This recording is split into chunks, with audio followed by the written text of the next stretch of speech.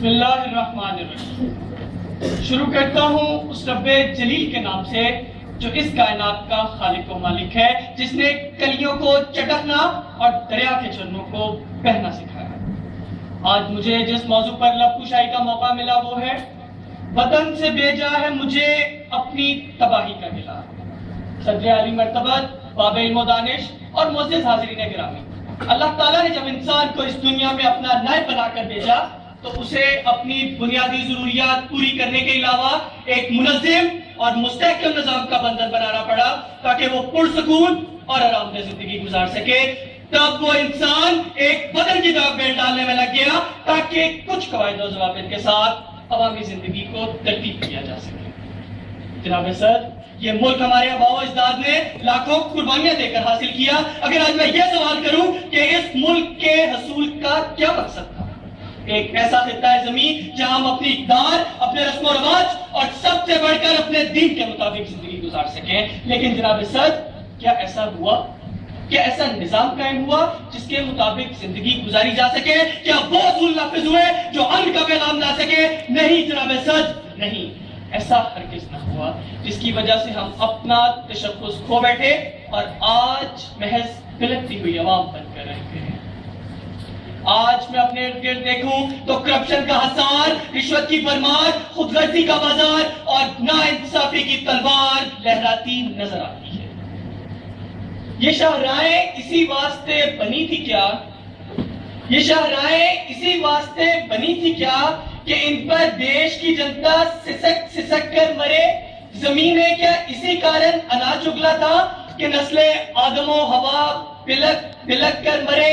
ملے اسی لیے ریشم کے ڈھیر بنتی ہیں کہ دختران وطن تاٹ تاٹ کو ترسے۔ چمن کو اسی لیے مالی نے خون سے سینچا تھا کہ اس کی اپنی نگاہیں پہاڑ کو ترسیں۔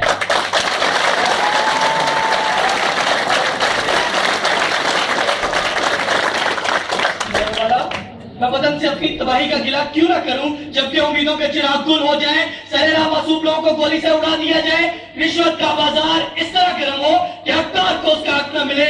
حق ملنا تو بہت دور کی بات، اسے اس کے جینے کے حق سے ہی محروم کر دیا جائے۔ جب نوجوان ڈگریاں لے کر مارا مارا پھرتا ہے، جب بھوک کے مارے بے بس ماں اپنے بچوں سمیت کسی نہر میں چھلانگ لگا دے، تو جناب صدر میرا جلتا نشیمن یہ سوال کرتا ہے کہ گلیاں گرد و غبار سے اٹی کیوں ہیں؟ مفلس کے گھر میں اندھیرے کیوں ہیں؟ ہر طرف لاقانونیت کے ڈیرے کیوں ہیں؟ ملک کا آئین داغدار کیوں ہے؟ اور انصاف دینے والے ادارے ظلم کا شکار کیوں ہیں؟ جب لوگ یہ کہتے ہیں خدا دیکھ رہا ہے، جب لوگ یہ کہتے ہیں خدا دیکھ رہا ہے، میں سوچنے لگتا ہوں کہ کیا دیکھ رہا ہے؟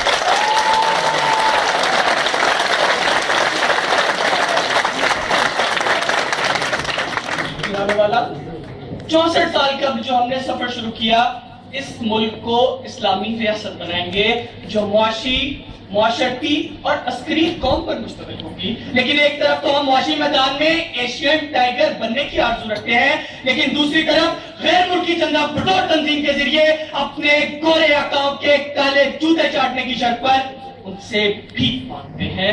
ایک طرف تو ہم کشکول توڑنے کا دعویٰ کرتے ہیں، مگر دوسری طرف سب سے سخت شرائط پر اسی ٹوٹے کشکول کے ٹکڑے ٹکڑے کے عوض اپنی دھرتی ماں کا ٹکڑا ٹکڑا بیچنے کو تیار۔ حضور والا، میں ان حقیقتوں کو کیسے فراموش کر دوں اور کیسے کہہ دوں کہ وطن سے گلہ بھیجا ہے؟ میں کیسے شترمرغ کی طرح لیٹ پہ سر دے کر سب اچھا ہے کا راگ لاپتا رہوں؟ میں کیسے امن کی بانسری بجاتا رہوں جبکہ میرے ارد گرد صرف آہو بکا اور چیخ و پکار کی صدائیں گردش کر رہی ہوں؟ جناب والا، جب حقیقت سے پردہ اٹھے تو یہ بات آشکارا ہوتی ہے کہ حضرت عمر بن خطاب جو دجلہ کے کنارے بکری کا بچہ بھی مر جائے تو اس کے حساب سے خوفزدہ، لیکن دوسری طرف ہمارے وہ پرتعیش لیڈران جو زندگی کے نشے میں ہر دم چور۔ ایک طرف حضرت عمر بن عبدالعزیز عوام کی بھلائی کے لیے ہر دم بے چین، اور ایک طرف ہمارے وہ جعلی رہنما جن کے کانوں تک بے بسوں کی سسکیاں پہنچنے سے پہلے ہی راہ عدم کی مسافر بن جائیں۔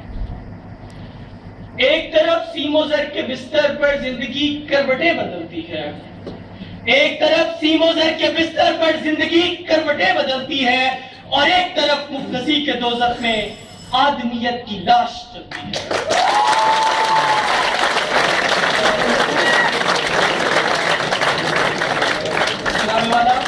میرے مخالفین جو اس موضوع کے حق میں دلائل پیش کر رہے ہیں یہ محض زبانی جمع کر چاپ کے گوشت گزار کر رہے ہیں، ورنہ اصل حقیقت ان سے ڈگی چھپی نہیں۔ جناب والا، آج ہمارے پیارے ملک پاکستان میں کوئی ماں سکون سے سو نہیں سکتی، نہ جانے کس دھماکے میں اس کے لخت جگر کی جان چلی جائے یا کوئی گولی اسے عزل کے حوالے کر دے۔ اس سے پہلے اہل فکر و دانش ہوش و خرد سے بیگانے ہو جائیں، سر سنگیت خاموش ہو جائیں، بچے وقت سے پہلے بوڑھے ہو جائیں، خدا را اس بڑی ماں کا سہارا بن جائیے جس کا بیٹا اس سے جدا ہو گیا۔